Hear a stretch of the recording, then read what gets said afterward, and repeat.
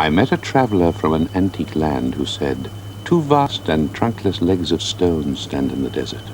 Near them, on the sand, half sunk, a shattered visage lies, whose frown and wrinkled lip and sneer of cold command tell that its sculptor well those passions read which yet survive, stamped on these lifeless things, the hand that mocked them and the heart that fed.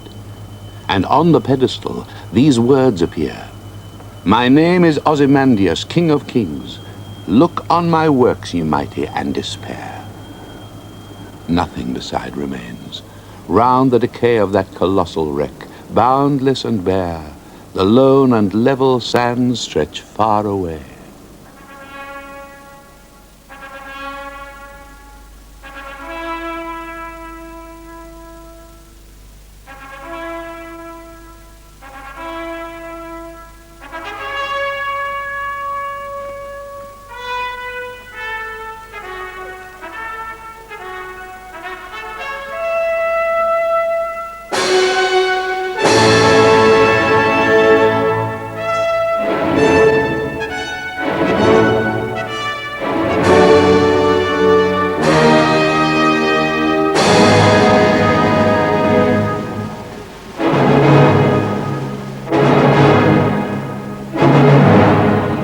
A traveller from an antique land who said, "Two vast and trunkless legs of stone stand in the desert."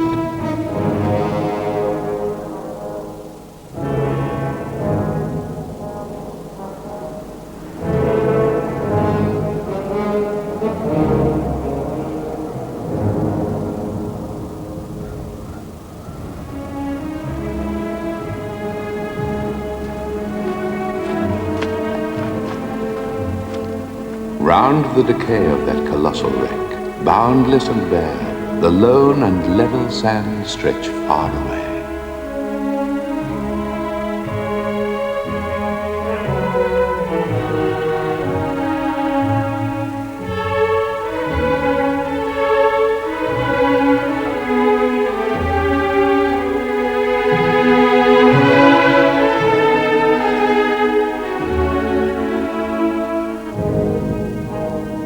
And on the pedestal these words appear, "My name is Ozymandias, King of Kings.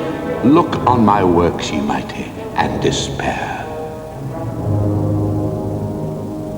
Well, that's one version of the life and times of ancient Egypt. Actually, Ozymandias is a sort of a Greek corruption of part of the name of Ramesses II. His real name is Ozymandias, and the Greeks mucked it about a bit. This is his temple I'm clambering over, but the Greeks didn't know that. They thought it was the palace of a guy called Memnon.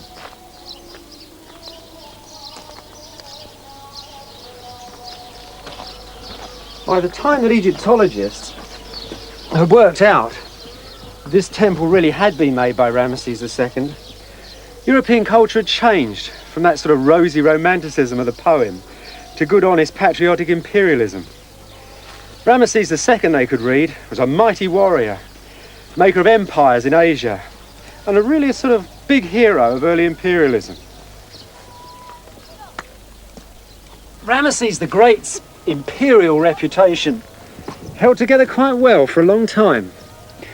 Ominously, in the 30s, some German Egyptologists started worrying about the rank and title of his officer corps, though. And it slowly began to dawn on people.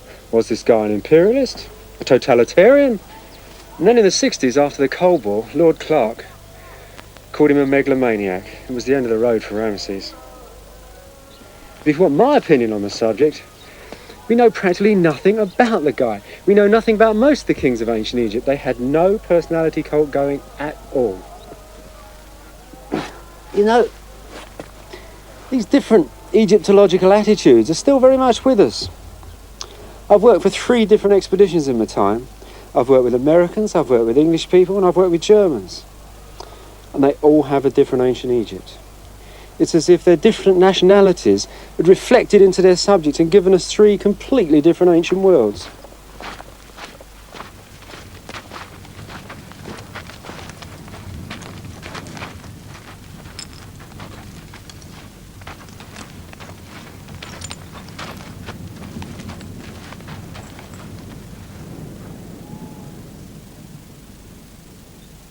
In these films, I'm going plum picking, travelling to places for which I have a particular passion. Egyptologists are often drawn to places which seem to fulfil their own interpretations, and often their prejudices. I used to work with a bloke who once excavated on the Mount of Olives outside Jerusalem. Oh, blimey, I said, that must have been interesting. Yes, it was, he said. We were excavating a Roman cemetery, about the first cemetery, mainly crucified people. It was fascinating. Oh, yes, I said, must have found out a lot about crucifixion, huh? He said, yeah, we said, it's a funny thing. He said, we found a coffin, and on the lid it said, Jesus by Joseph, Jesus, son of Joseph. Good Lord, I said, that must have been interesting. Did you publish it? No, he said, we found hundreds and hundreds of burials. We just gave a general description of the site. And I said, but you couldn't have found many with Jesus by Joseph on the lid. Blimey, it could have been the Jesus. And he looked at me and he said, no, it couldn't have been the Jesus. He went to heaven.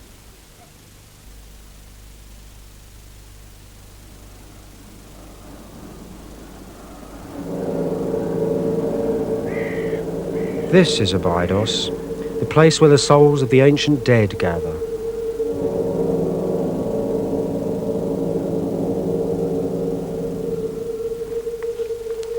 Strange place. When we get there, nothing much to see, just the landscape.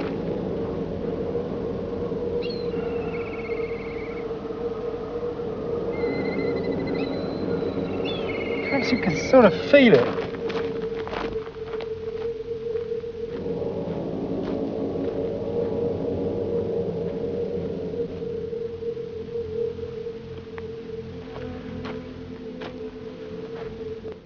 I don't know. This is better seen in books. It's a strange, mysterious place. You can't photograph it. It's like grabbing hold of the spirits. And yet, in their way, the ancient Egyptians always picked a special landscape. They always picked a special place. And you've got to come here. You've got to see it. You've got to feel it. And this is perhaps one of the most holy landscapes in Egypt. The place where the power of the dead, the ancient dead, gathered once a year. This crack, the dead come through it like a roaring of the wind.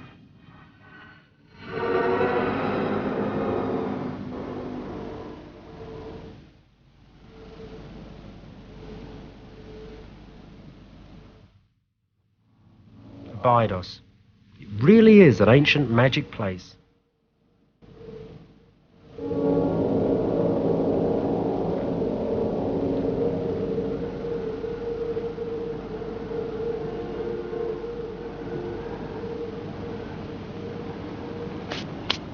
That was a small part of the Egyptian desert.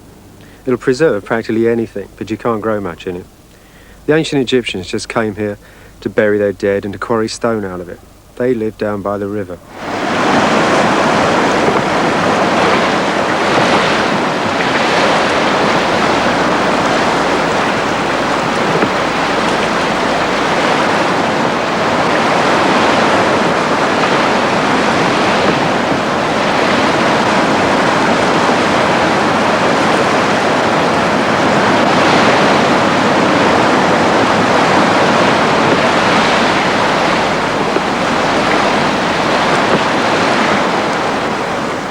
An ancient Greek visitor, Herodotus, described Egypt as the gift of the Nile, and it really is. For the river has made this country a valley oasis running through the Sahara, fed by the melting snows of Ethiopia. Even the soil is a gift of the river. Water is the very soul of this country. It made the land, the people, and more importantly, the gods. The ancient Egyptians had many different ideas about how their world had been created. But all of them started with water, the primeval waters of chaos. And out of these waters, a mound of earth arose, like the little hillocks that appear in the fields when the inundation is going down. This mound became the stage of the numerous ancient creation dramas. Here it was that the gods were created, the sky, the earth, the heavens, the atmosphere.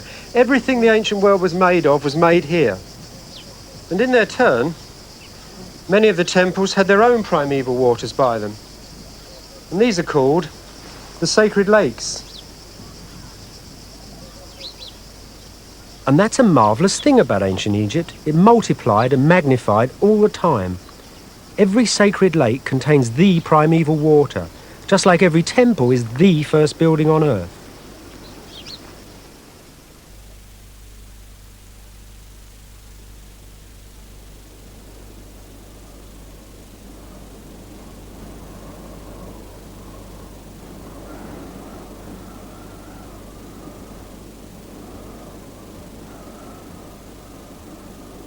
Yeah, well, all right, it's another desert. But this one really holds something beautiful. A cemetery full of fragile treasures. Evidence telling us so much about how the ancient Egyptians made their nation. And there's still a whole lot more just under the ground. It's just as well visitors aren't encouraged.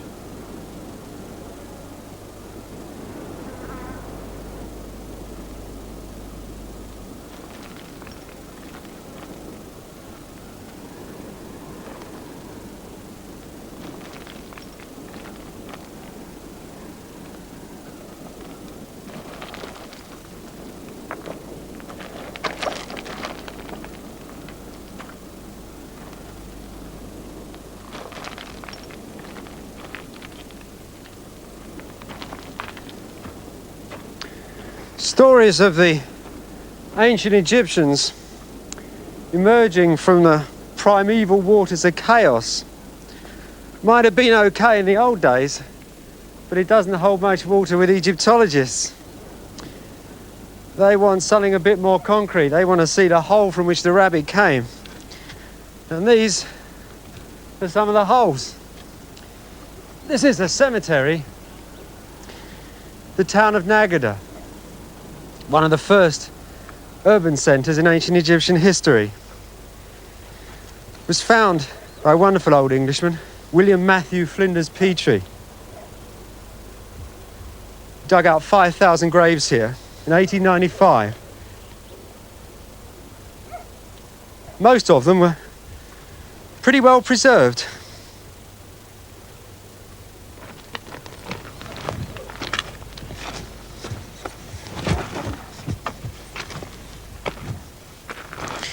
Look, I just collected these little treasures from around here, just within a few meters.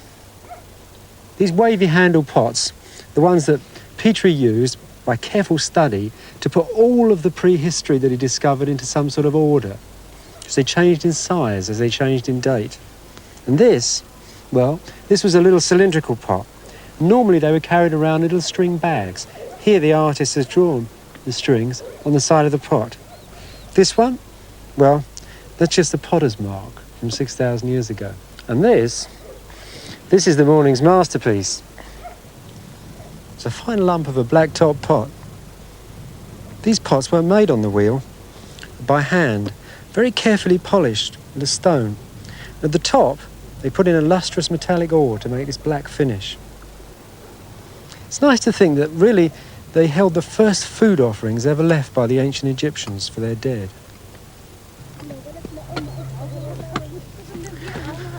Six and a half thousand years ago, there was another settlement here, which grew and prospered till it became one of the first towns of ancient Egypt. That is Nagada village, built on the edge of the desert between the fertile Nile plain and the hot sand beyond, which holds the ancient cemetery. And it's here that ancient Egypt's greatest social experiment reached its conclusion, when society changed from tribes who hunted the animals of the Nile Valley and gathered wild grains to settled communities of people.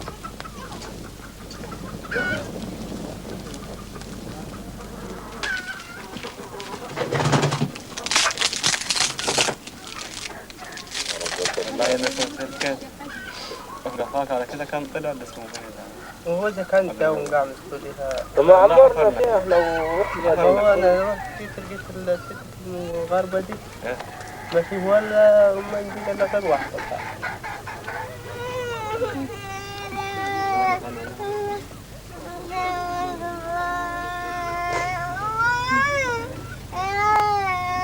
والله يا جردلي العمالة تقفي باللي هدي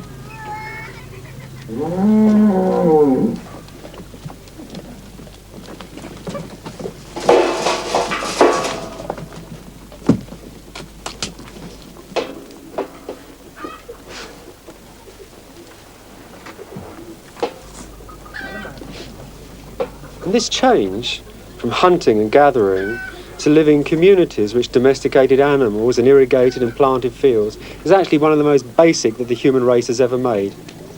But as the ancient village got more and more sophisticated, more and more elaborate, people began to specialise in various occupations. Some people gathered the food, others made pots, some made the special ritual vessels for the shrines and the graveyards, and some inevitably supervised. It was the beginning of the class system. It was also the foundations of ancient Egyptian society.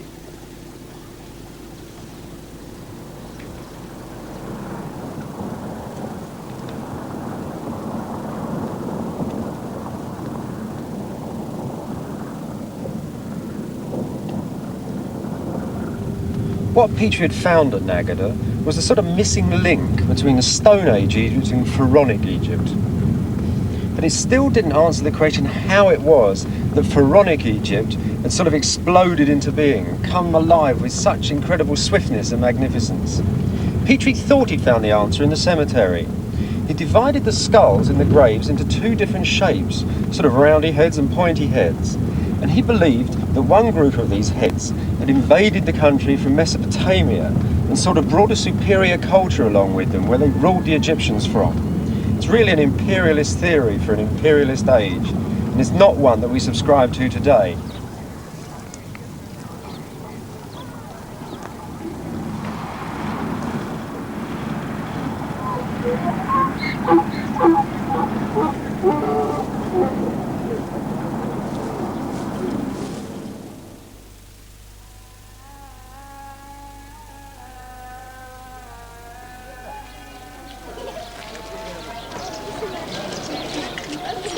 Today, Egypt is ruled from Cairo and has been for 1,000 years. Those people at Nagada ruled themselves, one of many communities scattered up and down the Nile. They were eventually unified and ruled from Memphis. Actually, Memphis was the first capital city in the world. The Egyptians invented the idea of the state. And that's a concept that the populace finds hard to embrace. After all, village life revolves around the parish pump. A friend of mine told me a lovely story about an old man from his village. Seems the old man bought himself a radio, took it back to his house, switched it on, and the announcer said, "This is Cairo." So the old man took it back to the shop because he said he wanted a radio that said, "This is the name of his village." I think regionalism is a great curse to central government. It must have been an even bigger curse to the first central government, the King of Egypt. Solved it in an interesting way, though. As they conquered Egypt, they conquered each town. They also conquered the temples with the gods in. And the king made himself the sole representative between the people and the gods. So that, although the gods were regionalised, the king was the people's representative of all Egypt for their gods. It put him in a completely powerful, supranational situation. So, as the sole representative of the gods on earth, the king also took a lot of their qualities over. Became fine with the growing crops, with the flooding river, the stars and the sun going over in the sky. So when he died, he also entered into these eternal rhythms. And it was fitting that the king of men, and eventually the king of the gods, was buried where the sun went down on the western horizon, and his tomb marked that spot.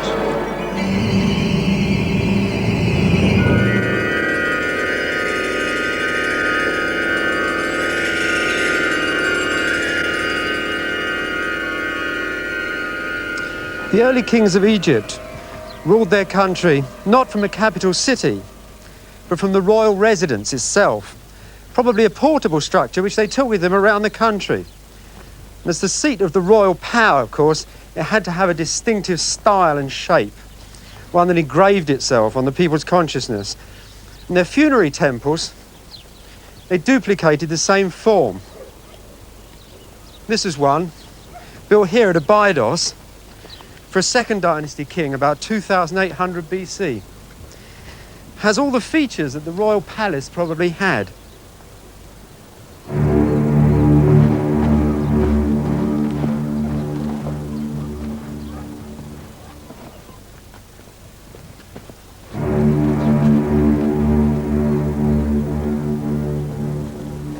All of the early royal palaces must have looked much like this.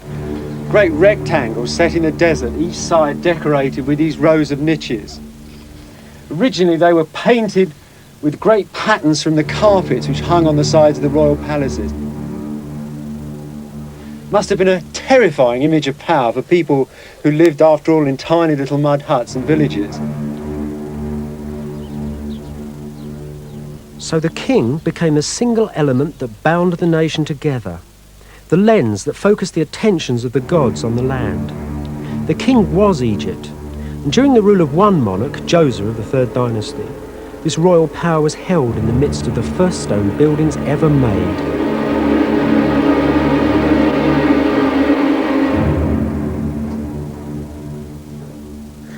Good King Joseph still in his box, or serdab as it's called. When his mortuary temple was running, the priests used to come down here and have little pots of incense which smouldered, little ceramic lids, and they'd open it and blow the smoke through to the god. Incense is a real medium between man and the gods.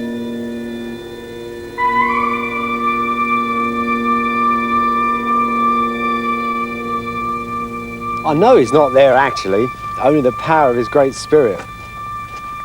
Joseph's burial chamber was excavated by two English chaps, and they found the royal foot, took it back to London.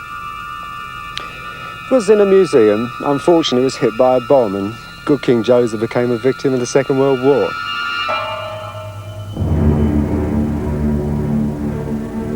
But however many mummies you take away from Egypt, the presence of the dead remains.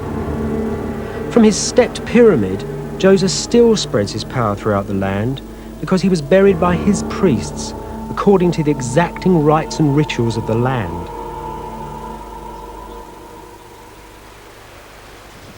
Now, I'm going to kick the bucket, fall off the twig, and all those other lovely modern aphorisms are dying. Well, the ancient Egyptians had theirs too. One of the most potent was called passing through the field of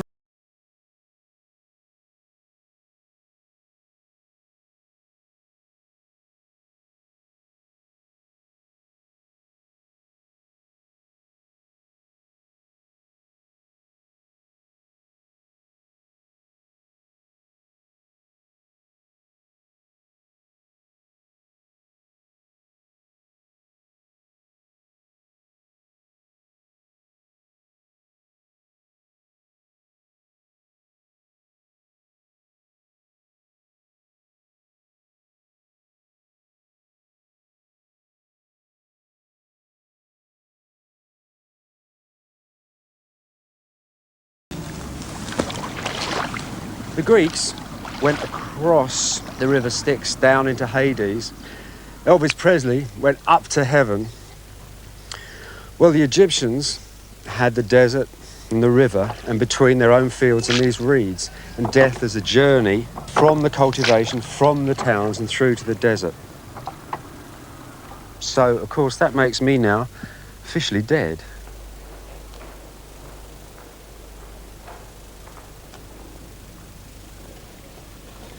These columns are full-scale models in stone of the pillars of reeds which supported the palaces and storehouses in Memphis. They're also the first columns ever made. And isn't it interesting that they use the images of reeds for them? Because at this point in the pyramid enclosure, between the entrance and the sacred realms of the dead where the spirit of Joseph inhabited, we have the same sort of analogy going with the field of reeds that we have by the Nile, where the corpses were brought from the river, through the fields of reeds and up to the cemetery beyond. It is, in fact, the transition between life and death.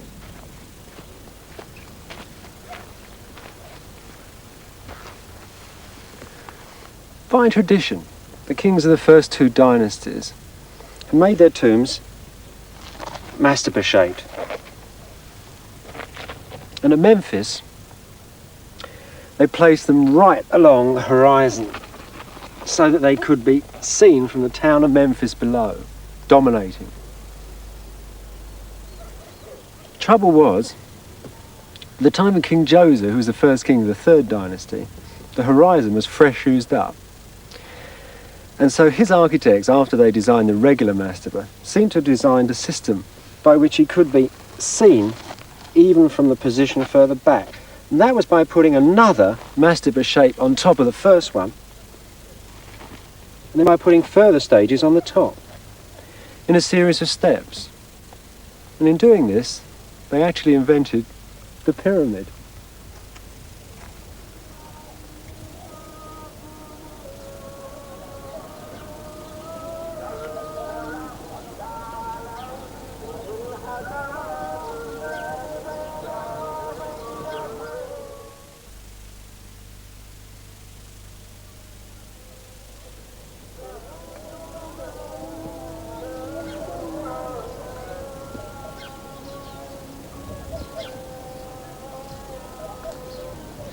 About 2600 BC, the entire Egyptian nation worked here for about 100 years. They cut and they quarried and they chipped and they chiseled and they dragged all the stone together to make great pyramids. This is the plateau of Giza. It's cosmic architecture. It's a bit like the houses in Europe in the 17th and 18th centuries, when the great lords and dukes laid those gardens across the landscape.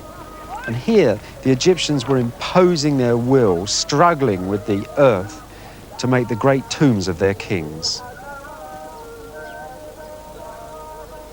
For the workforce that built the royal pyramids, and they made more than 70 of them, the pyramids represented above everything a celebration of Egypt's nationhood. Old Cecil B. DeMille's whips and Victor Maturin chains could never have made anything so fine, so charged. This work takes enormous conviction, effort, organisation, and as they carved their way through the landscape, so they made their monuments, so they proved the nation.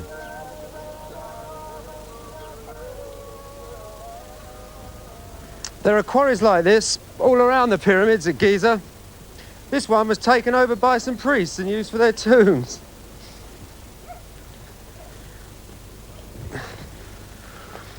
And this is one of the priest's little tombs. And here's his names and his titles over the door. His spirit still lives inside. But when he was alive, he served the pyramid.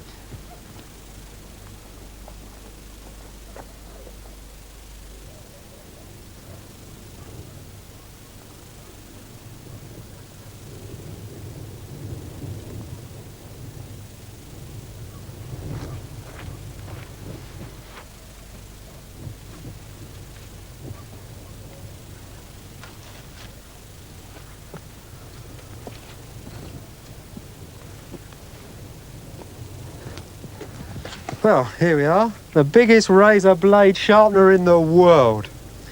Well, that's what the pyramid idiots say. They're these guys who have taken all the power and mystery of the place and shrunk it down to size so that now it helps you grow carrots, it straightens your sex life out, does all sorts of ways, sharpens razor blades. Of course, it does much more than that, and we're going to go up it and have a look now. But the fact we can go up all 500 feet of it is thanks, actually, to the caliphs of Cairo. And they stripped off all the stone off the side of the pyramids. It used to be beautiful, smooth, white, gleaming object. Well, it isn't anymore. It looks pretty rough. Actually, it's not as rough as you might think, because it's quite incredibly accurately cut. Look at this. It's so accurate, this crack, you can't get a cigarette paper into it. And the whole thing, the whole pyramid, is all made like that. Now, it's 755 feet down each side of this, and the maximum error between the four sides was 7 inches. Really made a clerk of works jump on his bowler, wouldn't it?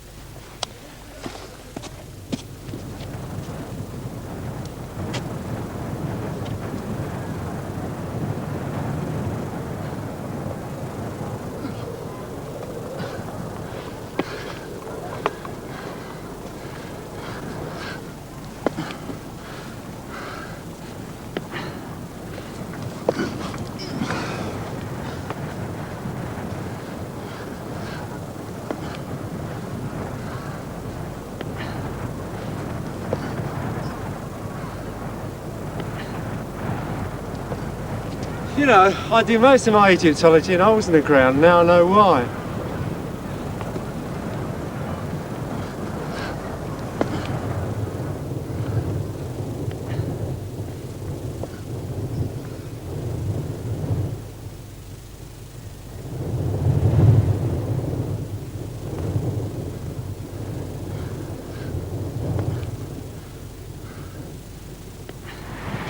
you know, I can't believe the Egyptians built all this just for some security device, like some Egyptologists have said.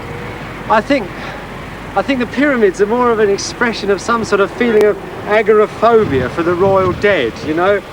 They sort of bound them all up and put them in coffins and jammed them in a sarcophagi. If we could lift the lid off of this, we could see what I meant. Actually, there's a place over there we can actually do that.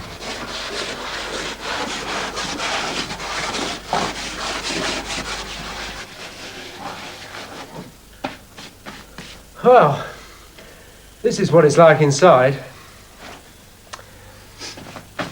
Actually, you can see here, there are two of them. Probably one for the master, one for his wife. It's not actually a royal one, but it's much the same. Basic principle is that all of them are shaped like houses. That's how the ancient Egyptians saw them, really. It's houses for the dead.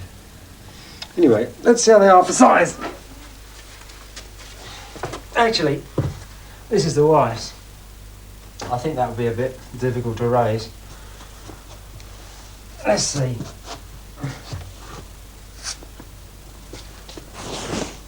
Oh, blimey. I think it fits. That's a bad sign. So, you see, King would have laid here like this for all eternity. And over him, stretched right down the sarcophagus lid, is a carving of the goddess Nut. She's a beautiful lady. She's the goddess of the night sky, and she has big stars all down her dress. And the king laid in here with Nut in an act of union, like this. And this procreation meant that the king was actually recreating himself. It's a very complicated creation idea.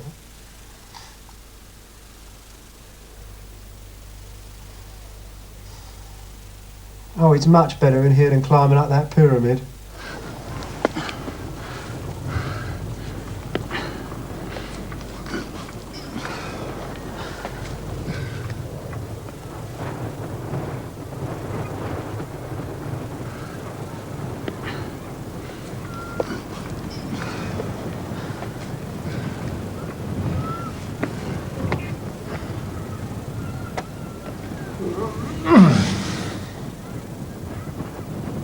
Well, here we are, almost at the top, about 480 feet. Actually, the entrance is down the bottom. They all are, all in the same place in every pyramid, so it wouldn't be much good for keeping robbers out, would they? And as they dragged their great cedar coffins down these small corridors, the priests actually thought they were performing an act as potent as the insertion of rods into a nuclear reactor. This slot had a great slab of granite, which was lowered like a portcullis in a medieval castle after the funeral. Actually, there are 3 of them in this corridor. There are 3 in most corridors and most pyramids, but they didn't stop the robbers. They're really a ritual form of protection. They are the last barriers before we come to the burial chamber. Here, the ancient Egyptians wrote some of their symbols of potency. These texts are written on the door jamb to the chambers which lie under the centre of the pyramid. They describe the gates of heaven. They say that the gates are bolted with bolts shaped like the penises of baboons, one of the most powerful symbols that the Egyptians had for fertility.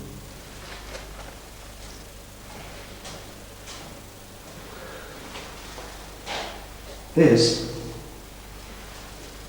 is the oldest religious book in the world. Bits of it fairly obscure. Most of the texts in this room talk about the establishment of the king in the other world.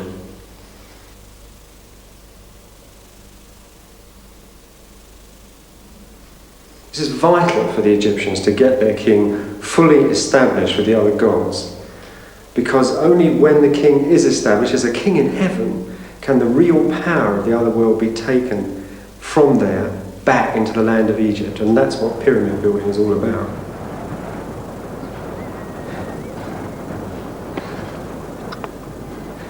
And the king went to heaven in a multitude of different ways. He went as a dust cloud, he went in a puff of incense, he jumped up as a grasshopper, even climbed up a ladder.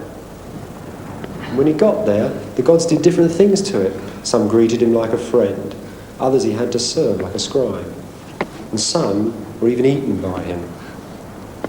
For the Egyptians, it was vital that the dead king should go to the next world because he would be their representative in it and keep the power going through the land there. Look at the spaces between the pyramids and you'll feel that they're going up towards the sky, and the sky, more important, is coming down to them. And it's a unity between God and man, and it's a covenant between a state and the gods of the state. Well, this pyramid's the biggest pyramid. In fact, it's the biggest stone building in the world. But that guy over there, he built his pyramid on a little bit higher ground. And it's called the greatest, so we all know where he's at.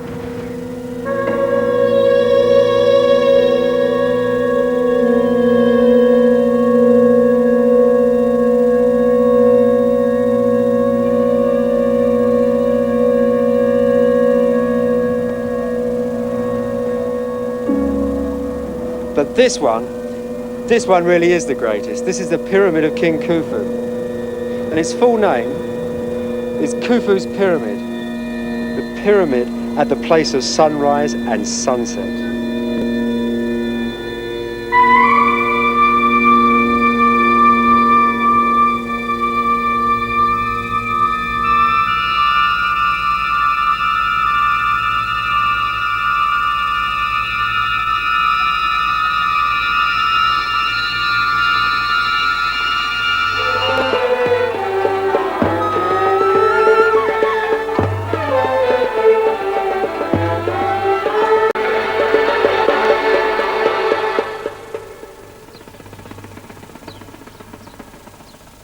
The ancient Egyptians have deliberately left us with a cool image of themselves.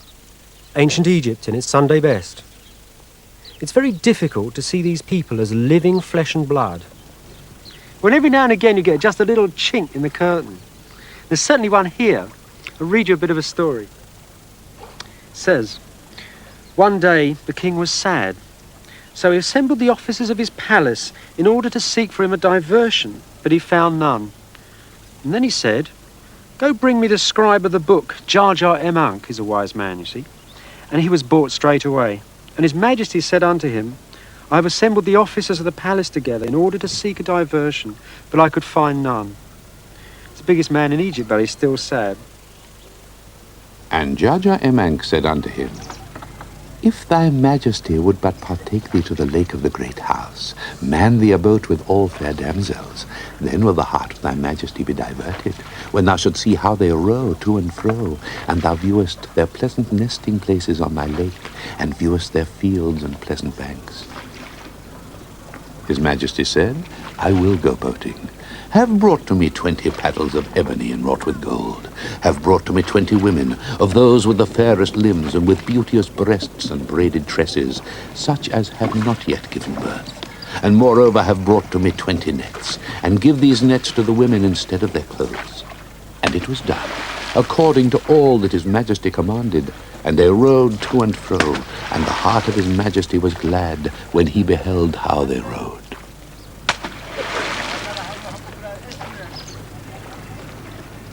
Most of ancient Egypt is public ruins, not private memoirs.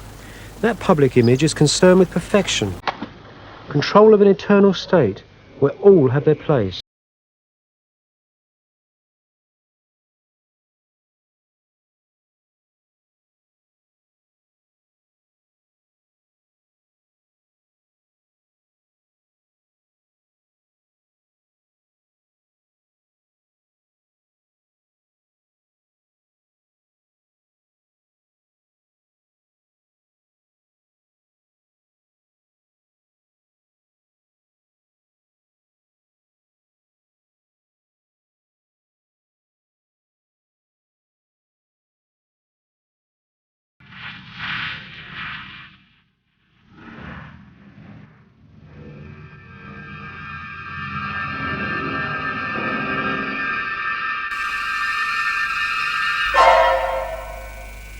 But the dictates of these controlling powers can show us a very human face.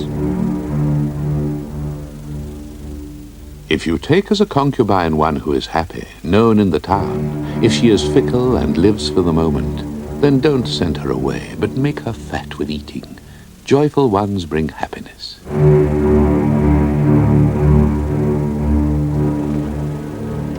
A man whose belly is empty is an accuser.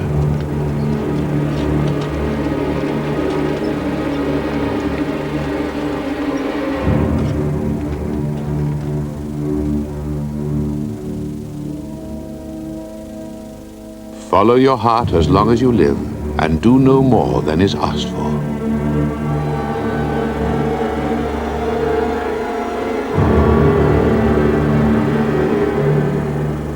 A wise man rises early to establish himself, but a foolish man does not do so.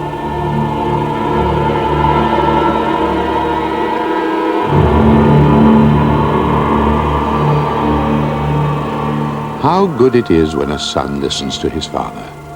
A son who listens to his father is valued by his superiors.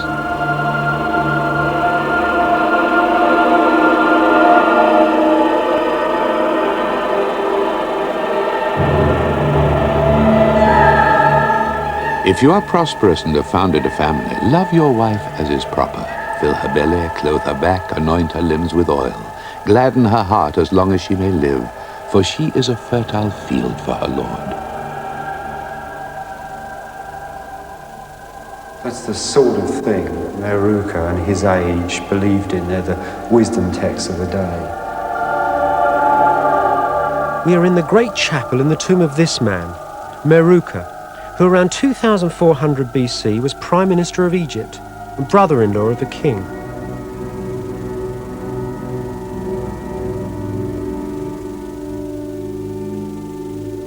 The tomb is built in the shadow of his king's pyramid. Even a man of Meruka's position depended upon the king for his continuing power in the next world. The tomb's filled with pictures of Meruka and his family, hunting, shooting, fishing, administering his estate, just like they did in life. These aren't just pictures of Meruka's daily life, old newsreels, or records of jolly hunting japes that Meruka wanted to take with him to the next world. These scenes are very carefully organised, the standard language of every tomb. When the sculptors kept their eyes fresh and their delight in the world, they were the best animal artists of all time. The framework of these lively pictures is as formal as high tea, as ritualised as a church service, but the scenes still manage to show something of everyday life. Meruka's labourers would bring food from his estates to the spirit of their lord. In his lifetime, Meruka would have established a foundation of priests to care for his spirit after death. So what happens today now that the priests are gone? Well, Meruka even has an answer to that. This is your absolutely standard Mark I ancient Egyptian survival kit. If the priests who were delivering the offerings to the tomb stopped, at least this carved on the wall will give you a decent meal to eat and something to wear. Begins from the top. 1,000 bread, 1,000 beer, 1,000 oxen, 1,000 geese, and these signs at the bottom are thousands of special sorts of clothes that you would wear.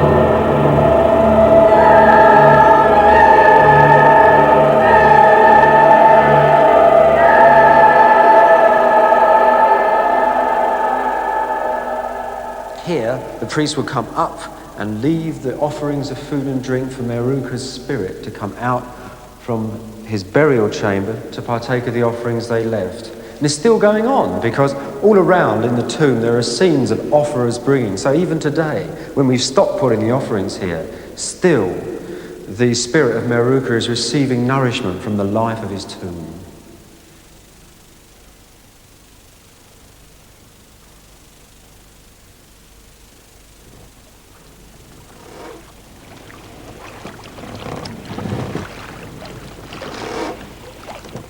The extraordinary interdependence at all levels of ancient Egyptian society mirrored the climate and landscape of their country.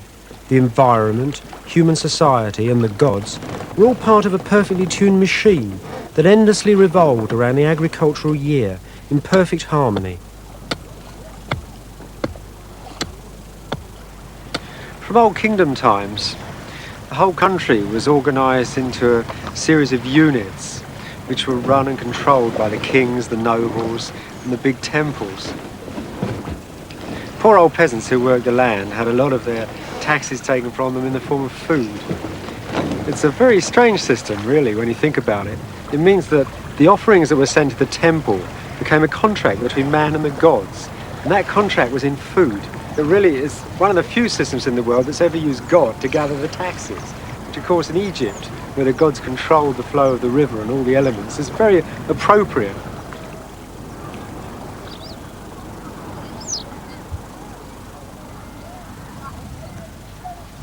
These days, the Nile is completely controlled by the engineers of the high dam. It doesn't go up and down more than a foot or two. But in ancient times, it was very different. The river was very much higher. Typically, level about here somewhere. But on July the 15th, which was the ancient New Year's Day, the Nile really started to rise, up and up the steps. And as it came up through the Nilometers, metre by metre, it was watched very anxiously by the priests. It was critical. We'd usually end up about 10 metres above its normal level. 1 or 2 metres too low, and there was a 75% crop failure. Not only meant starvation that year, but no seed for the following seasons. A couple of yards up this way, the dikes around the towns would burst. There'd be great destruction. The crops would come in late. It was almost an equal disaster.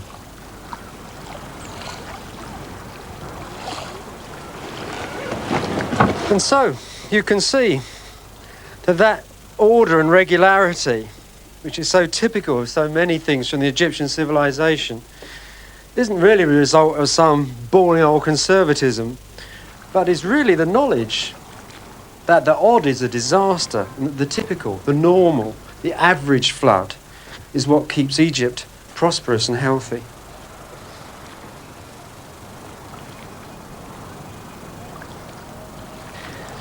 But there are times, of course, when even the nobles and the kings couldn't control what was happening to the country, when the Nile was too low or too high. And when the gods deserted them, there was real trouble.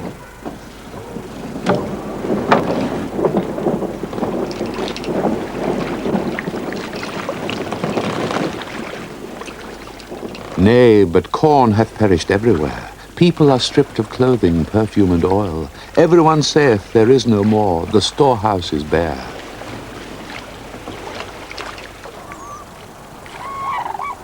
Nay, but the face is pale, the bowman is ready. Nay, the plunderers are everywhere.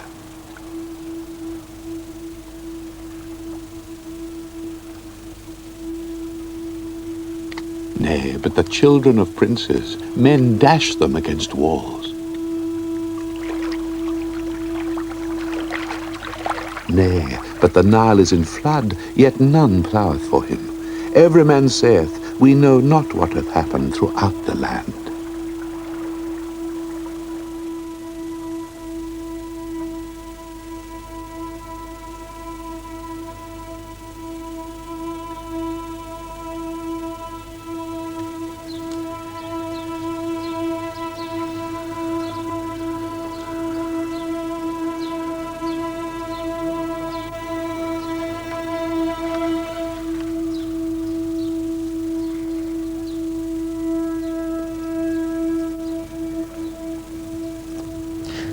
It's in places like this that you can really see the difference between the desert and the cultivation. It's really the knife edge between life and death here in Egypt. And it's that knife edge which was affected in the course of the Old Kingdom. The annual flooding of the Nile got lower and lower and lower. And the king's power was affected because he was the guy between the people and the gods. And the people obviously couldn't trust him so much if he wasn't able to give them the goods, produce them the annual inundation and wealth which they wanted. So the country slowly started to sink, and the great ages of the pyramids, the early pyramids, are gone. You can see, if you look at these ones here in Abu Sir, that they're very much smaller and less precisely made. Perhaps it was because of the gradually reducing power of the king and a failing economy that the later kings of the Old Kingdom were no longer able to mobilise the entire nation to build their pyramids for them. But they did have very specialised gangs of masons, and these guys went all over Egypt seeking out the wonderful hard stones that are all over the country. This stone is a beautiful black granite, variegated granite, comes from Aswan, about 600 miles to the south. This here is a basalt, very, very hard stone, brought from the Western Desert, about 600 miles as well. And this is a soft Tura limestone, just from the other side of the river. These columns here, lovely rose granite, also come from Aswan. And this is the name of the king, Sahura. He was the second king of the 5th dynasty. Royal names put in cartouches. It's these ovals of rope that go around the hieroglyphs. And all the inscription is cut. The man who holds a small piece of flint and he's going peck, peck, peck, peck, peck, bang, bang like that down the side of the stone. And the finer points are all finished off with soft copper chisels.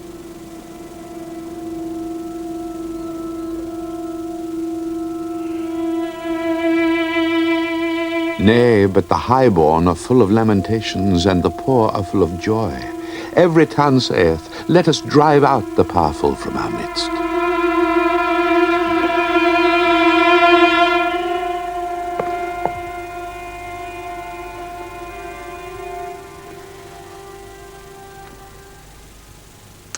Well, this inscription says that the kingdom of Egypt will last for all eternity. But in actual fact, the age of the pyramid builders collapsed about 2100 BC in complete chaos. It was probably a mixture of the bad Niles and the barons, who got so powerful when they started to take over the kingship itself. It was an age of terrible chaos.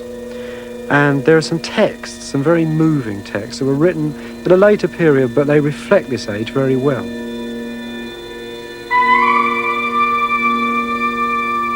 Nay, but laughter hath perished and is no longer made. It is grief that walketh through the land, mingled with lamentations.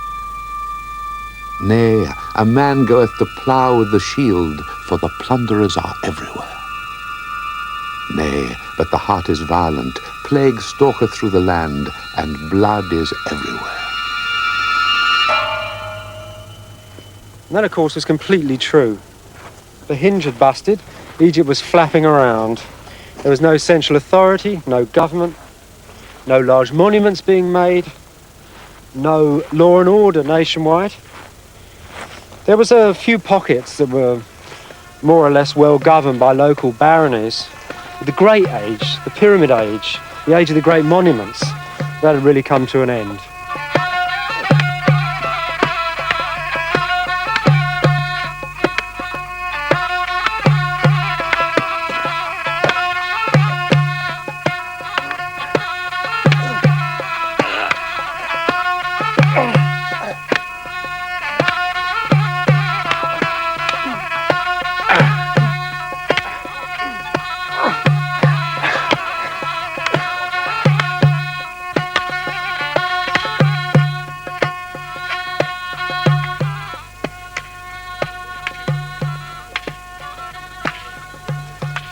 I suppose the civil wars and the so-called times of troubles were much like this, but less elegant. Can just see all the lads piling into their boats and going down the next village to beat the living daylights out of them. And of course, at times like that, people do get killed. In fact, my driver told me a story the other day. He can't go to the next village near him because the score is 3-2 in their favour.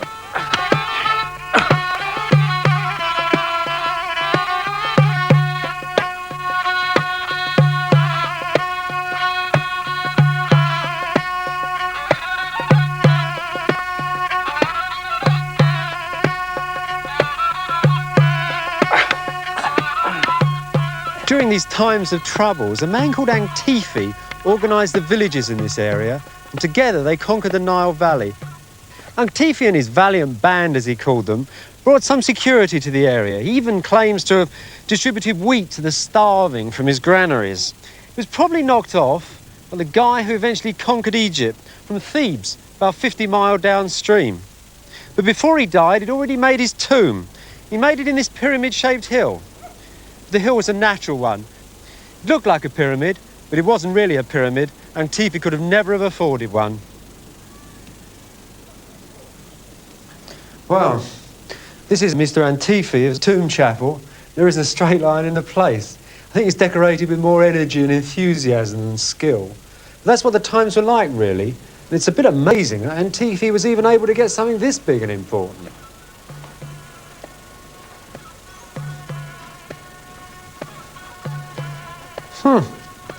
Looks like Mr. Antifi is off to a celestial stick fight.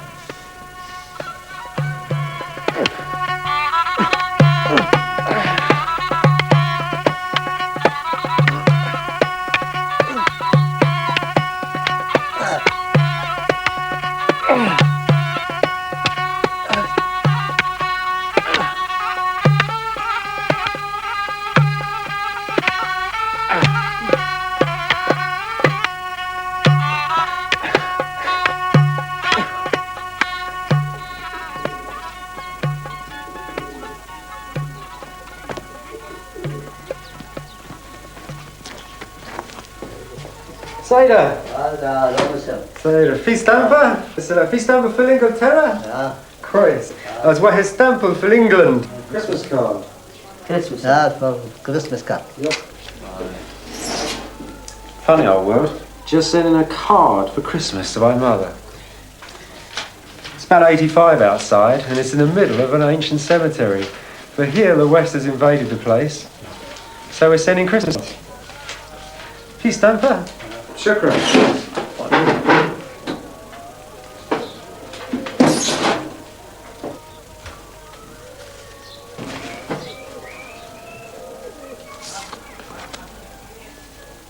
Shukran.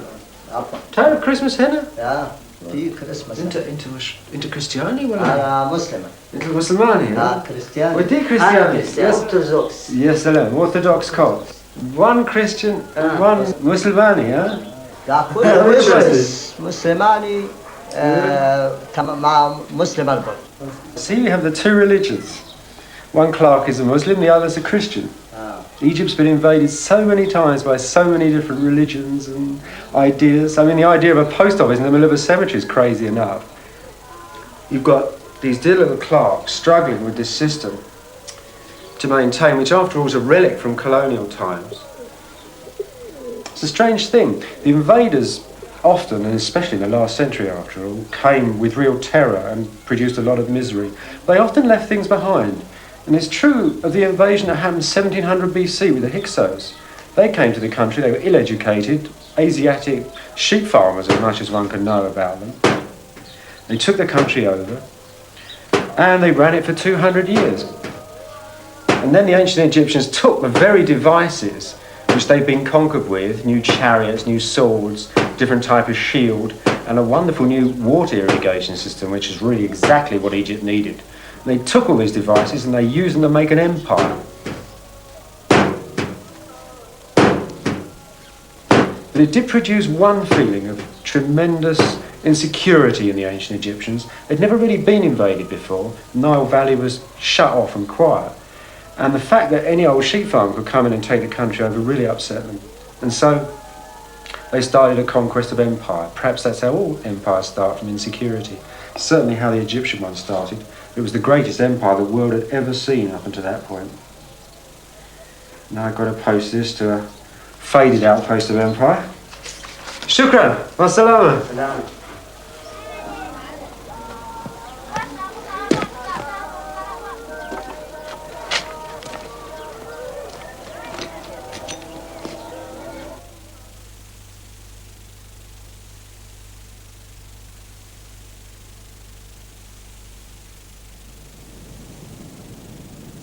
You must wonder what this great empire meant to the ordinary people of Egypt.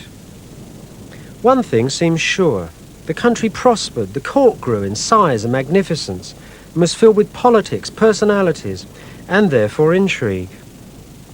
A whole new world opens up, allowing us another rare glimpse behind the mask of state. And some of these new kingdom epics have got more sexy high life in them than a good cabinet scandal.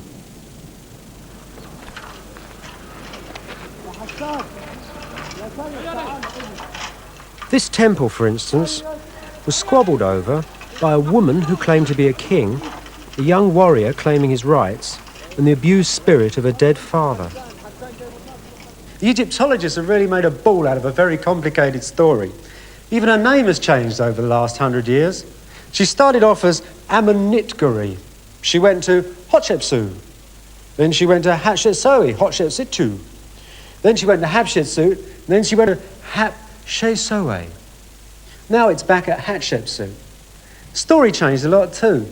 That started off as one story, then a German guy came along and said it wasn't like that, it was like something else really. And then a Swiss guy came along and changed the story, and then an American came along and put us all right at the end.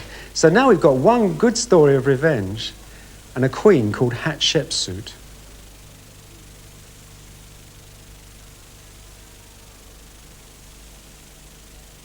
All these old scholarly arguments about who was who in ancient Egypt will be only of academic interest were it not for the fact that the Queen Hatshepsut has become quite a cult figure today. And Thutmose III, well, he's become the Napoleon of ancient Egypt, founder of mighty empires, the man who really made Thebes rich. How do we know about their history, though? How, in the end, did they really work it out? Well, it was really on walls like this. Thutmose III's name's up there. But Hatshepsut's, well, that's smashed and broken. He's taken it out, cut it out. And people have worked out that it was Thutmose III's men who did it. There's a lot of little things like this, who bashed whose name off, who came along and put it on again afterwards. They're the things that you sort of fit history together with. Now, they tell you who was wielding the chisel, but what they don't tell you is what the people thought who were doing it, what their emotions were. There's one little monument here in Deir el-Bahri, up in the cliffs, just up there, that does.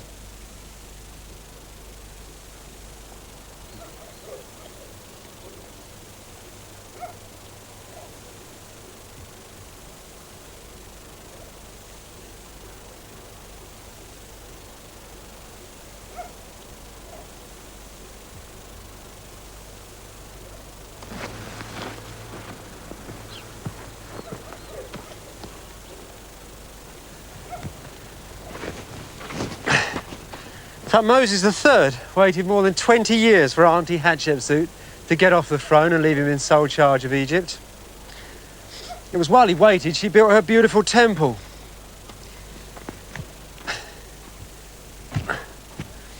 While she was building her beautiful temple, some of Thutmose's cronies used to come and sit up here in this cave just above it and think about things. They also brought their beer with them. And this, it's a 3,500-year-old empty. Egyptians made their beer in a strange way. They fill pots like this up with water and then dump sort of half-baked bread with lots of yeast in it. Made a horrible sticky mess, which fermented rather well. Sometimes they'd strain it and drink it, sometimes they just drank it, but either way I think it made them pretty plastered. Actually, this half-finished tomb, which was already 500 years old when they found it, was used by the lads as a sort of a drinking club. They come in here and sit and drink a thing and talk and chatter and paint on the walls and scribble their names about the place. One of the guys was a bit better draftsman than the rest too. And he got to thinking how weird it was that a woman should call herself a king. He made a rather pointed comment about it. The front figure, bending over, is wearing a king's wig, yet is, apparently, a woman. This isn't lavatory humour. It's the ambivalent posture of a woman who would be king. It's a political cartoon. Those drawings aren't the gentlest comments on human behaviour, though when they wanted to, the ancients could describe their sexual feelings in a beautiful manner. It's such a shame that prudish scholars have buried most of the evidence in museum storerooms. It is pleasant to go to the water in order to bathe in your presence, that I might let you see my beauty and my tunic of fine linen when it is wet. I go with you into the water, and come to you with a red fish that lies beautifully on my fingers. Come and look at me. The sycamore slipped a letter into the hand of the maiden, the daughter of the chief gardener, and made her run to her lover. Come and pass the time with your maiden, for the garden is in full bloom. There are bars and shelters for you. The gardeners are glad when they see you. The servants bring beer, all manner of bread and many flowers, and all manner of refreshing fruit. Come and spend the day in merriment and sit in my shadow. And her love sits on her right hand. She makes him drink and listens to all that he says. But the sycamore is discreet. It speaks not of what it has seen. It says not a word. But trees weren't meant just for lovers to sit under.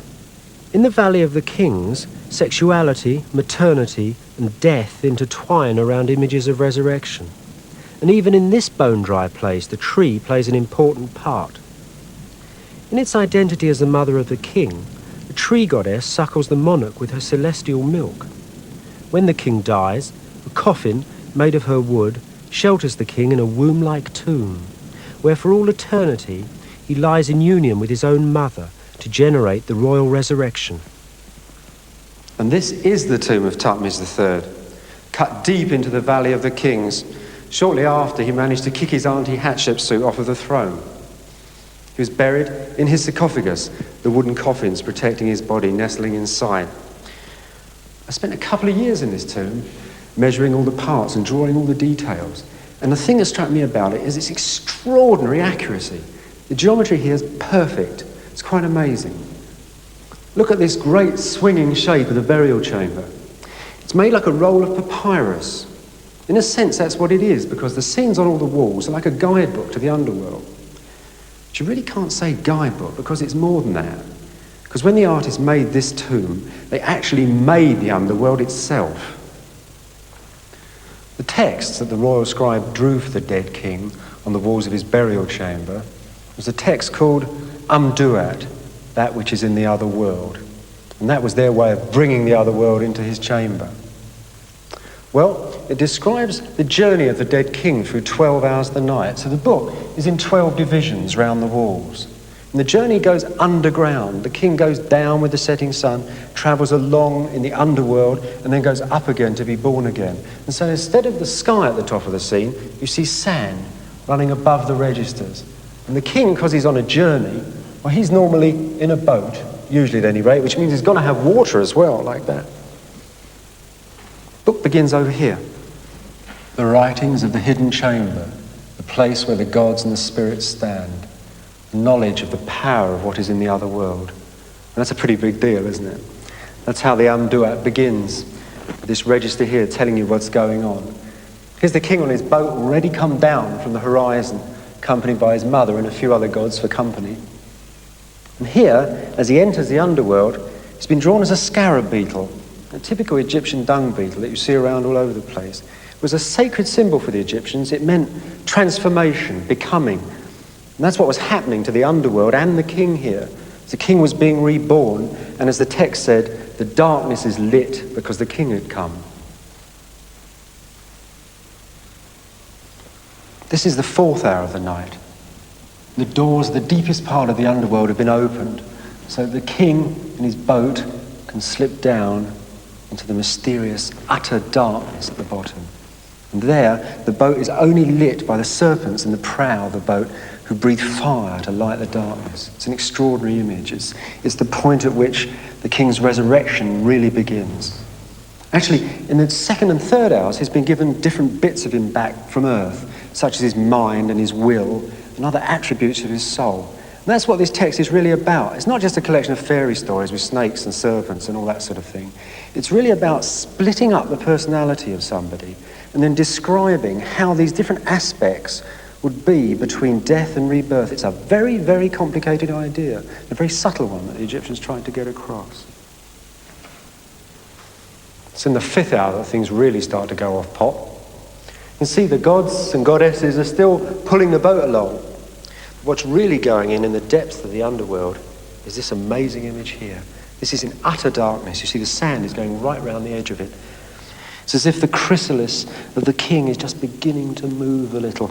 There's a roaring, like the roaring of a sky during a storm, it says. And inside this amazing egg, the 3-headed snake which swallowed the king earlier on is having to disgorge him and is coming up like Horus the son of the sun god, whose flesh shines like the sun. And he's moving and giving so much energy that he's pushing up these registers. Very unusual in Egyptian art, you don't often see that. And even old Kepper beetle up here has grabbed hold of the tow rope in an effort to drag the king out of the eastern horizon.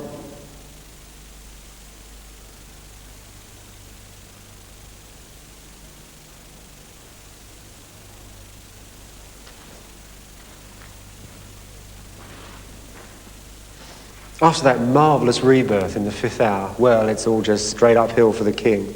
He fights through 6 hours of incredible battles. Some things are so weird and old that nobody understands them, not even the people who wrote them. But they're things that went on for thousands of years in Egyptian history. It was all kept right there for the record.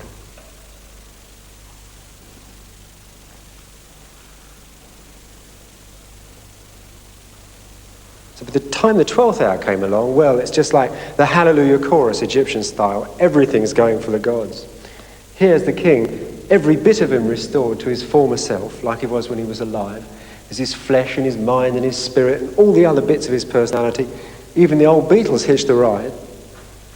The gods who are pulling him, well, they're all looking along. And the great old snake, the old snake who'd fought so many battles with him, he's helping pull as well. And they're pulling him along, and the horizon is curving right down through the picture. And they're pulling him along through the eastern horizon, and there is the beetle pushing the actual disk of the sun through the sky. And whilst this magic event is taking place, down in the underworld, the mummy of the king is left. And all the gods of the underworld, well, they're behind him, worshipping him.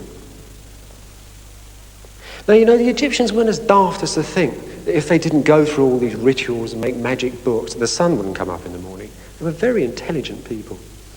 But they did think that if it happened outside of the scheme which they put on it, that really it was absolutely meaningless, that life had no point. And if you ask any religious person what their life would be without religion, they would say just that, it would have no point.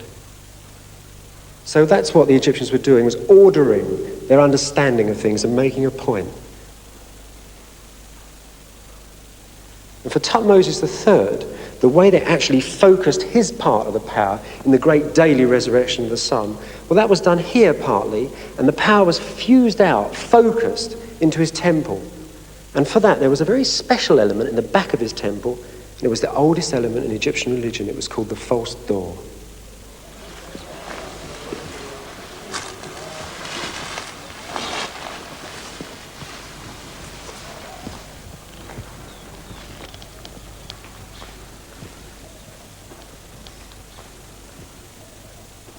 Well, Tutmosis III's great mortuary temple was long gone, pulled down, smashed to bits.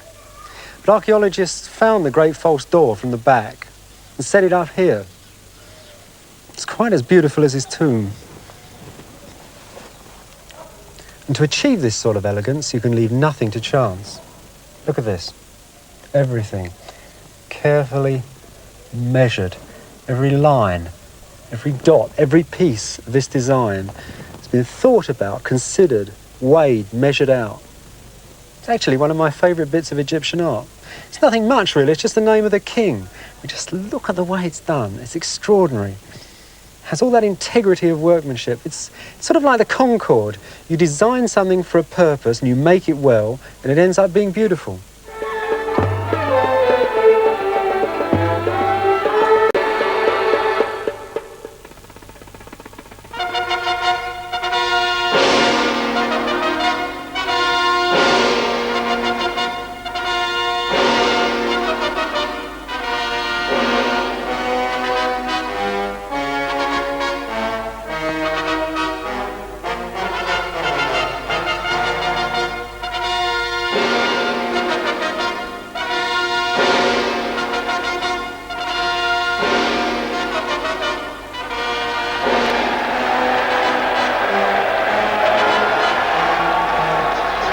This is the window of the royal appearance.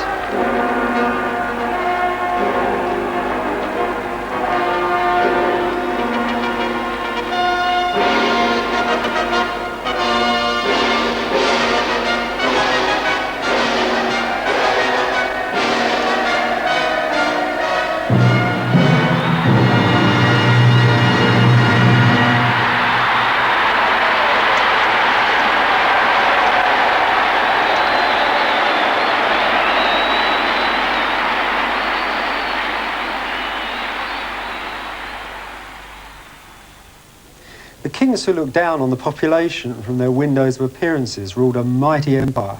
It went through Palestine onto Syria and Iraq and beyond. They spent most of their time in the empire fighting. Egypt was ruled from a series of administrative complexes. The whole country became more cosmopolitan. This building, for example, is a copy of a sort of Assyrian castle right in the heart of Egypt. For the ordinary people who lived outside the walls of these imperial complexes, the insides must have seemed very mysterious, the nucleus of the great empire. The glory of that empire is all here on these great brown walls, images that for us spell out power and majesty. But the scenes on the walls are endlessly repetitive and highly ambiguous.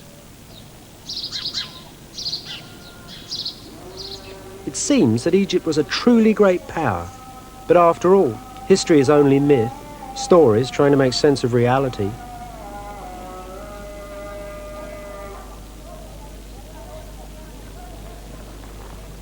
Between these huge enclosure walls made of mud brick and the stone temple were the offices of the administration of Egypt. There were the viziers, the people who controlled Upper and Lower Egypt, their scribes, the offices of the tax collectors, the granaries, the food stores, a nilometer to judge the value of the crop that year, the royal stables, all were packed into this area.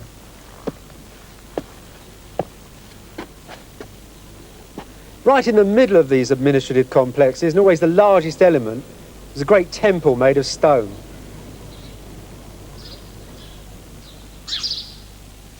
This temple was dedicated to Ramesses III and Amun-Re together, the king of men and the king of the gods. Only the king or the priests were allowed to perform the complex rituals that took place in the hidden sanctuary at the back of the temple. In the front part of the temple, Ramesses recorded all his great deeds, and boy was he a fighter.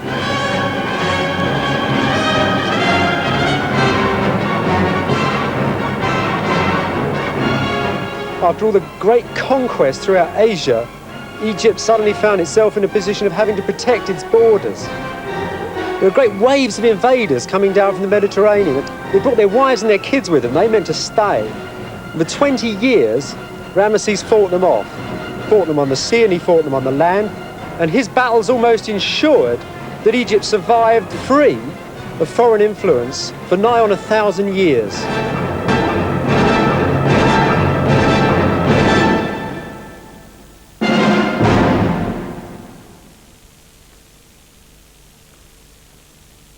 Empires might last for 1,000 years, but even the mighty pharaohs were mortal. And when they died, they were laid to rest in chambers at the ends of great corridors carved into the mountains of Thebes. The real substance of ancient Egypt was made up of endless generations of people living normal family lives. And it was groups of these more humble folk who decorated the great temples and made these magnificent royal tombs here in the Valley of the Kings. There were 24 more royal tombs made here in the Valley of the Kings. Over a 500-year period, a very special gang of craftsmen and artists made them. They lived in a village just over the mountain. Deir el-Medina is the modern name of the ancient place. From around 1,500 years before Christ, the ancient craftsmen walked these same paths between home and their work, back there in the Valley of the Kings.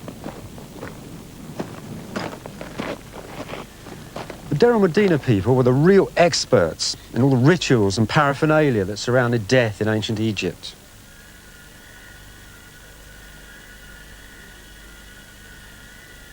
Not only did they make their own tombs, the royal tombs, they also did a roaring trade for other people at Thebes.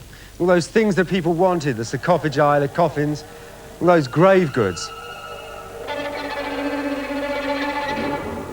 Their own cemetery was just above their little town, but quite close to it, so the dead were sort of mingled with the living. There's some evidence, which is quite rare in ancient Egypt, there was actually an ancestor cult going here.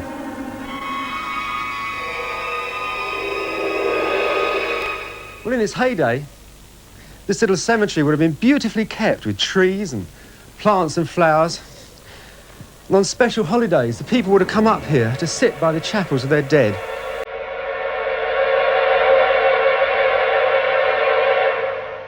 And all the while, their ancestors were buried in shafts like this underneath them.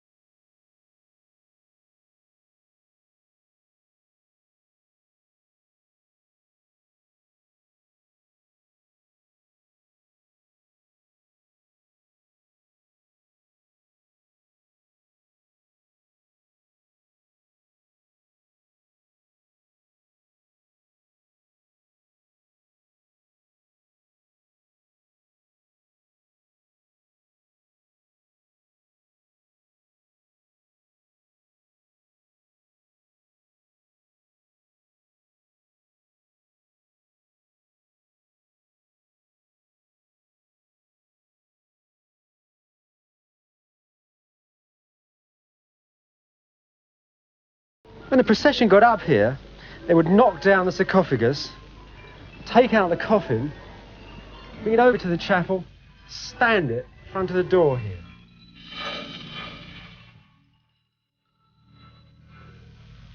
Then the ritual could start. Now, these rituals were very important because the dead man, after all, had died, and he needed to be reanimated again for his life in the next world. There were a very elaborate number of sort of rituals that took place in front of the tomb.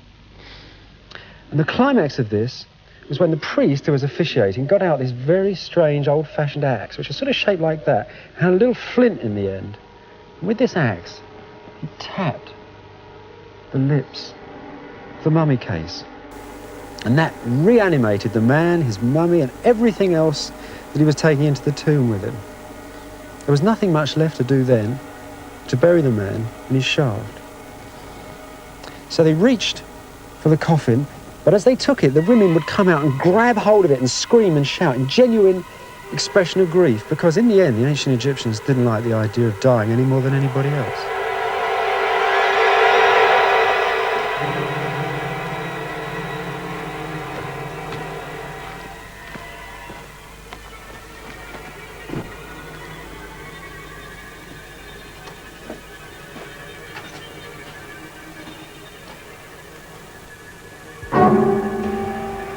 The burial party got the coffin down the shaft. They brought it through these crypts where there were earlier burials from the same family. زين نشوف السناجب. ايوه شوف سناجب. كويس في هنا؟ في هنا كويس. كويس.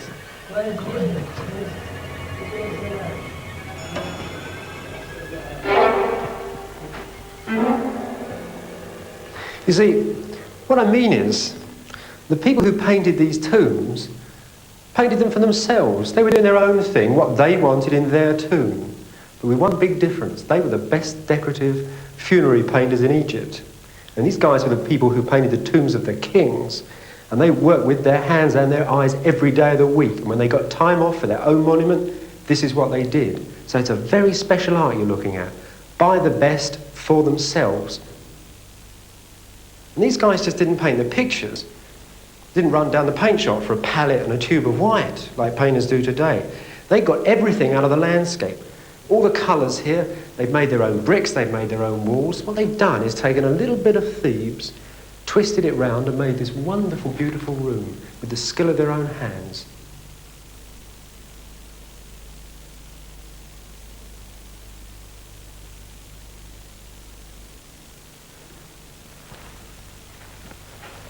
For the paintings around the head end of his sarcophagus, Sennacherib chose some of the more difficult to understand, perhaps religious scenes. They're complicated because by their very essence, it's the mystery which is the complication. So when you see Mr. and Mrs. Sennacherib worshipping at a shrine, and you can say very learnedly that this god is so-and-so and this god is so-and-so, it's not really that important. Where it's really at, in fact, is saying this is Sennacherib worshipping the gods. He is standing before his God. And it's as silly for me to try and explain that as it is for me to try and explain the Holy Trinity to you. But there is one thing here which is quite under gas, and this is a scene which shows Sennacherib laying on his bier, and the god Anubis, who looked after the dead, is actually just putting the finishing touches to his funeral mask. In museums, you often find these Anubis masks that fitted on the heads. So the people who actually tended to the mummies before they went into the tombs actually dressed up as the gods and played a part.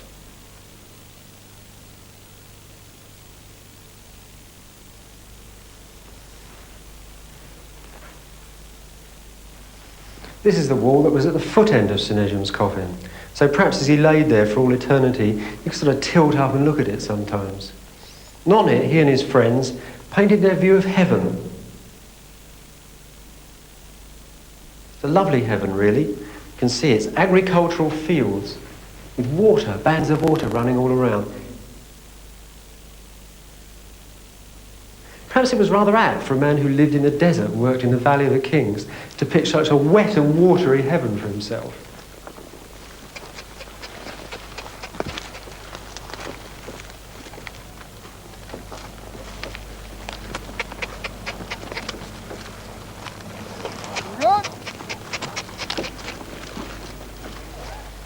The ancient people have told us a lot about their ideal afterlife, but what do we know about their everyday life?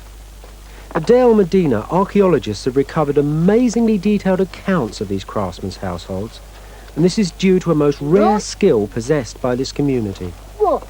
Most families had somebody in it who could write, and boy did they write. When the French dug this up 50 years ago, they found thousands of documents, bits of pot, stones, all sorts of things, scribble, scribble, scribble, all over the place.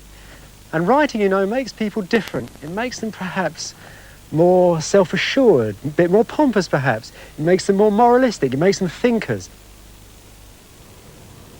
This is the high street of Deir el-Medina, where the servants in the place of truth, the people who made the royal tombs, all lived, packed together side by side, like they still do in modern villages in the Middle East.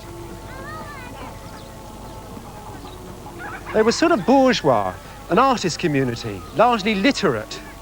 And boy, did they get up to some things. In the town itself, well, everything went on. Everybody was having lawsuits. I suppose they do in villages, rather a lot. Every now and again there was a murder, adultery. It all happened here. Like little letters from a guy who said he couldn't possibly work today because he had to take the foreman's donkey off to be watered, so he couldn't come to the tomb. Or a very polite letter from the authorities saying, where are those 50 copper chisels we lent you to bash out the reliefs on the west wall? Receipts for flogging coffins or swapping them for piles of carrots and lettuces. Official documents from the chief ministers asking where certain supplies which had mysteriously got lost, where they'd gone to. And there's a very moving letter from a man to his dead wife asking why she's making him so miserable still. Well, here I am back in the high street. And I bet you 3,000 years ago you'd have seen the lace curtains move as I walked down here.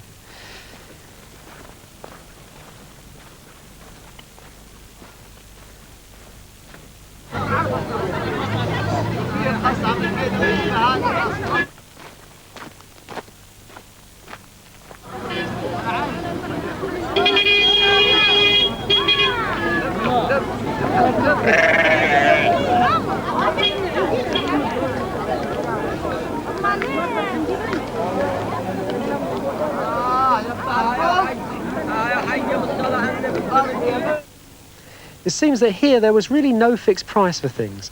I mean, some people in their spare time used to knock off coffins and little statues and things. Other people had spare groceries. And these things were always sold and bartered amongst each other, but never for fixed prices. There was never sort of 10 carats or a coffin or something. It was what you needed that day and what you had spare that day. Now it sounds extraordinary, I know, and it can really only work if your society is caring, and the most important thing of all, if nobody wants to be a millionaire. In the East there is a lack of envy, and that after all is what fuels the West. But here we have a society where caring and thoughtfulness, a sort of a ideal socialism, actually spread and worked right throughout the community.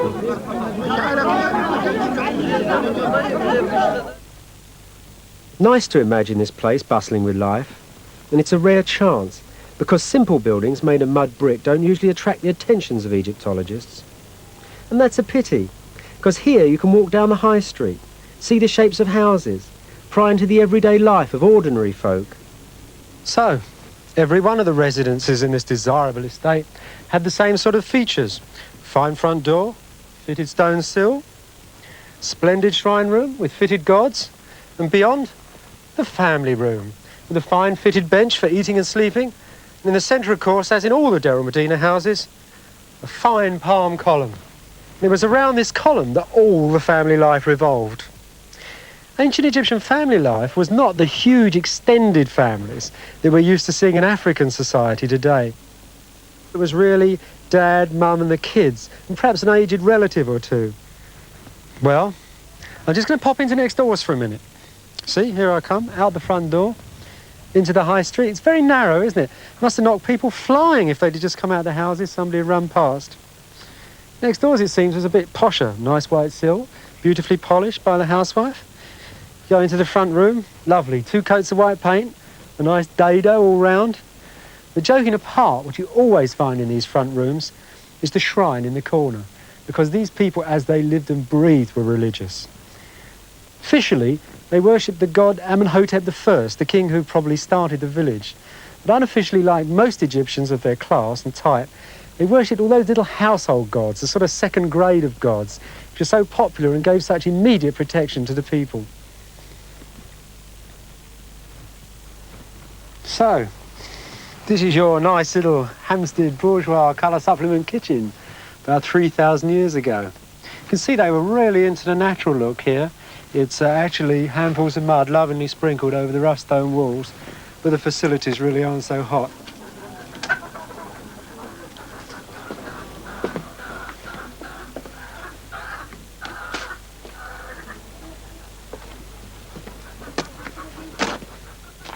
These, as you can see, are probably meant for pounding up wheat in with great thumping things, sort of like a primitive Kenwood or something. And these are mainly used for bread, actually. They were really big on bread. There are about 40 or 50 different sorts, and they mixed everything with it. Milk, fat, all sorts of things. These little spice grinders for those extra added flavours, these were the sort of things you grind up a little bit of date in, which was actually the main sort of sweetener they used in those days. And of course, the most precious commodity of all, the water, would be carefully brought in and stored here individually in jars, something like these ones. But that actually was probably one of the more scarce commodities of the area, delivered to the valley every day. These cool, dark cellars run off all the kitchens of Deir el-Medina. Very necessary when you're not growing anything near the village, but everything is brought up from the royal storerooms.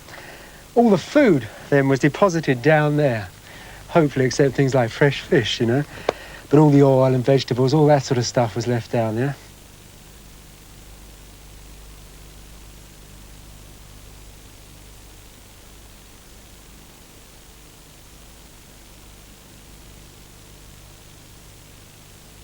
And in the more affluent cellars, of course, there had been some wine.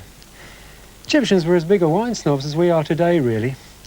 They had favourite areas from where the grapes came, they had their vintners, they had everything.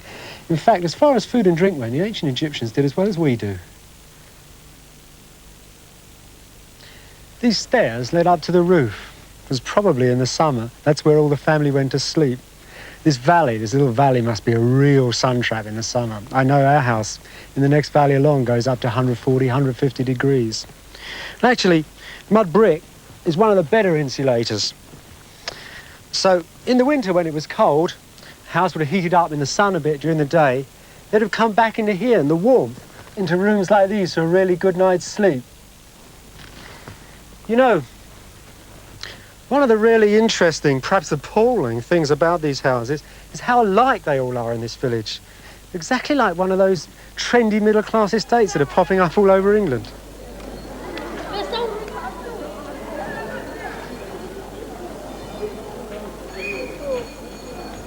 There was just this one gateway to the village, which, like the great towns of medieval Europe, was shut tight at night. It was guarded, and people were checked in and out from the police post here, which was staffed by Nubians brought in especially for the job.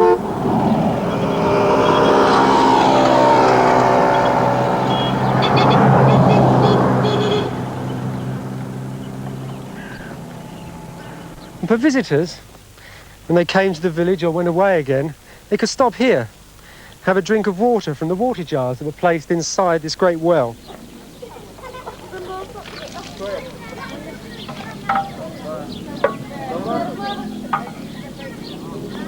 You know, it's amazing how many points of similarity there are between the Deir el-Medina of 3,000 years ago and Egyptian villages of today.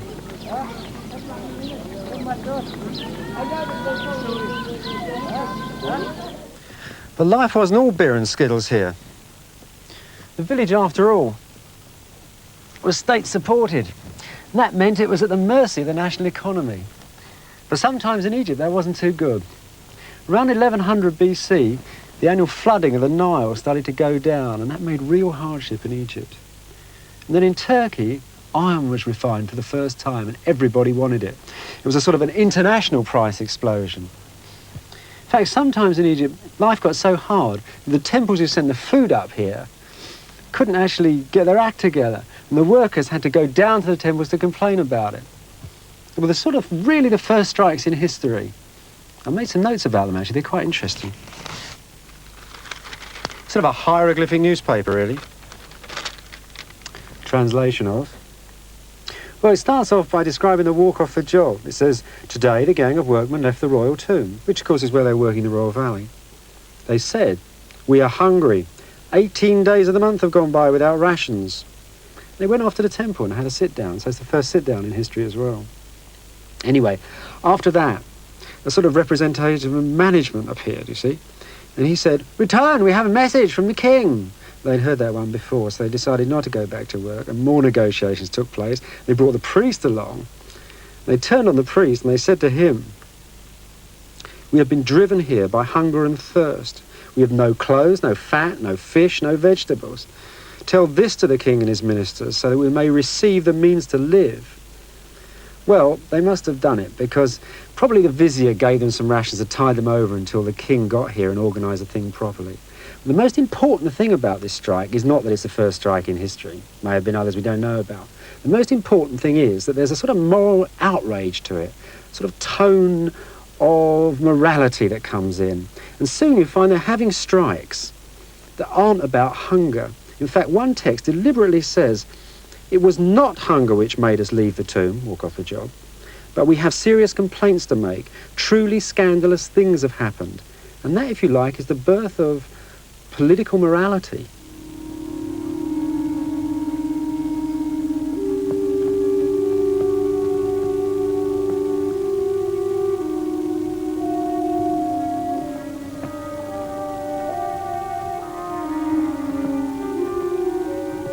This strange shattered landscape is a sort of ancient Egyptian industrial wasteland. It's the granite quarries at Aswan. For thousands of years, the Egyptians worked here, cutting out blocks of stone and shipping them down the Nile to make the temples and the tombs and the sarcophagi. All the monuments for eternity that the ancient Egyptians needed.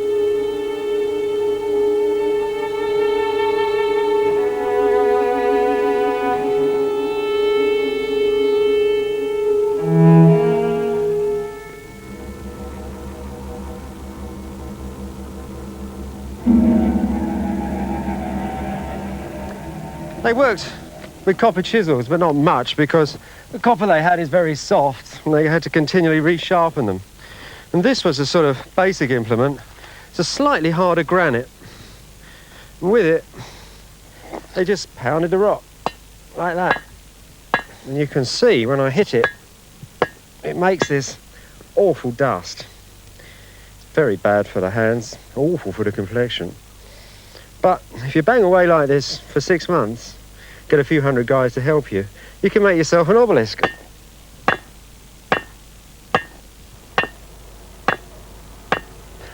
Of all the monuments ever made of Aswan granite, this is probably the most extraordinary.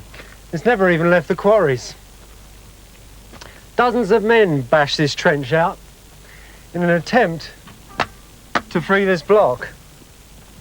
Had they done so, they'd have cut the largest freestanding block in the world, 1,100 tons or 140 feet of it.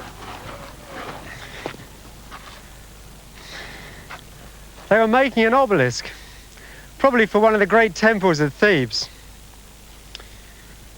But when they started to cut the sides out, like a great whale, it started to sort of open up. So it was left here. Really, it's quite good that it was, because with all the marks of man on it, it's the most remarkable monument to the dedication and also to the confidence of the ancient people. It's this confidence, this extraordinarily assured aesthetic command that stamps Egyptian public art. No one today can make such effortlessly beautiful figurative sculpture on such an enormous scale. This work is truly of a great civilization, the product, seemingly, of giants.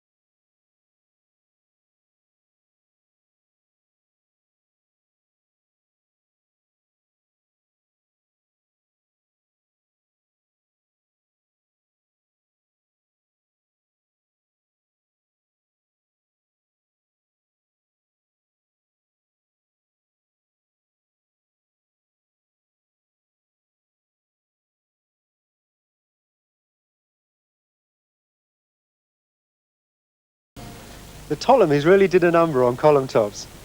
They took over what was really one of the oldest designs in Egyptian art and filled it up with new vegetable life. They actually created a new art form. And this is true too of the reliefs in the temples.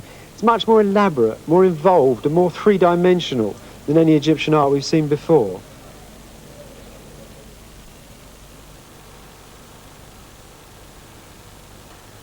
You see, I think this is one of the really knockout things about Ptolemaic art, how they managed to get all the ancient forms and put new life back into them. And you look at this guy here, for instance, he's wearing this crown. People have been wearing this for 3,000 years in Egyptian art. These ram's horns have been given just a new twist, just a new look, just a new view, and the man's face. It's Egyptian, you can tell it's Egyptian, but it's got new shapes, new forms running all over it. It's the same with the whole wall. And I think it owes more, actually, to Greek sculpture than people have realised. And I think it's a joy of life and almost a quality of sensuality that you can see in these works, which are perhaps a new side of Egyptian art. This lady here, for instance, there's never been anything quite like her before in ancient Egypt. She's really stunning, isn't she? I mean, if you shut your eyes here, you see, and just run up your hand like that, just like that, you know? And you can really get the feeling there's something quite new going on here. The ancient Egyptians before were rather shy people, actually. These enormous Ptolemaic temples may have been the centre of national culture, but they were financed by foreign pharaohs, Macedonians, and they joined Egypt onto the Mediterranean world for the first time. And so it was inevitable that Egypt passed under the control of Rome. First, as a private estate of the Emperor Augustus, who ordered the killing of the last Ptolemy, and then under the most holy Christian emperor of Constantinople.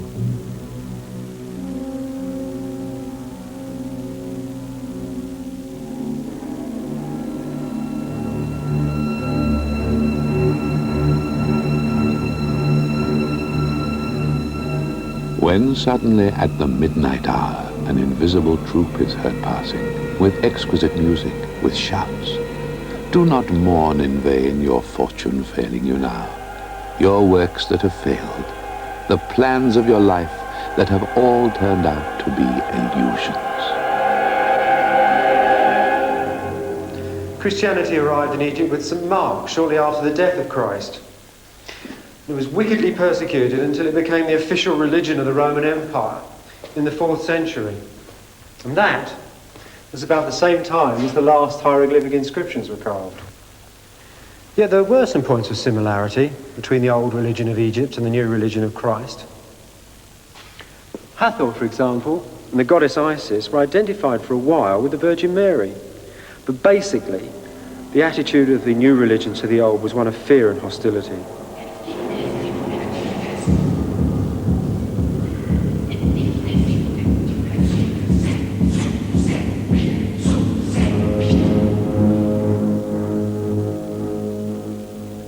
The damaged walls and columns in the temples tell us a very interesting story about the way the Christians thought about the ancient images. See, when they attacked them, they didn't go to obliterate the scenes, but merely to kill the people in them. They were still very frightened of the power of the ancient gods. And that's very true in a famous story you can hear about the Serapeum in Alexandria. There, a Christian mob rushed into the ancient temple to smash up the statue of the god. When they burst through the last part of the building, they stood before the god, they suddenly all sort of brought themselves to a halt, and they were actually in terror of the ancient image. You see, there was a legend that anybody who touched it dropped dead. So they sort of stood there and scratched themselves a bit and didn't quite know what to do. Until one guy, who was a bit braver than the rest, rushed forward with an axe and struck the figure of the god right across the neck. And at that moment, the entire gang of Christians descended on the statue and tore it to pieces in a great fury.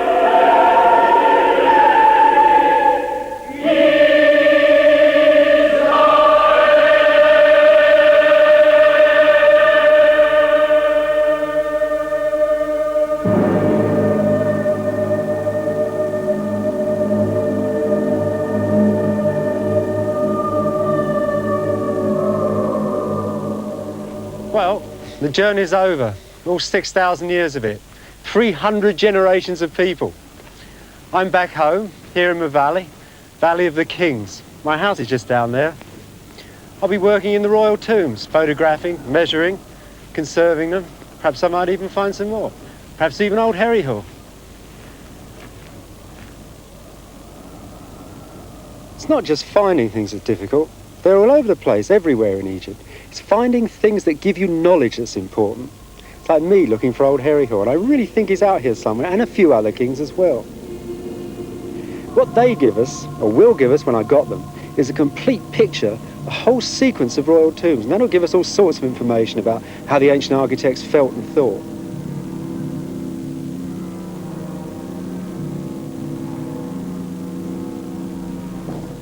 There's something even more important than finding things, and that should be a great worry to archaeologists, and that is what the hell happens to it when it's dug up.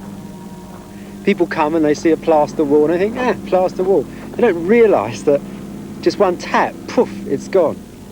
Some of it you can just wipe off with your finger. Some of the walls are like gossamer.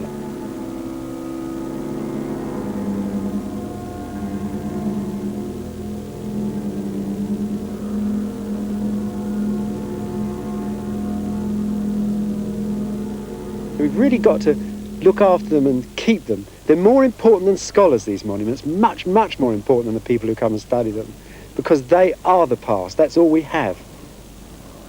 We need the monuments more than we need the scholars. The scholars can only give us interpretations of the monuments. But if you've got the monuments, you've got the milestones.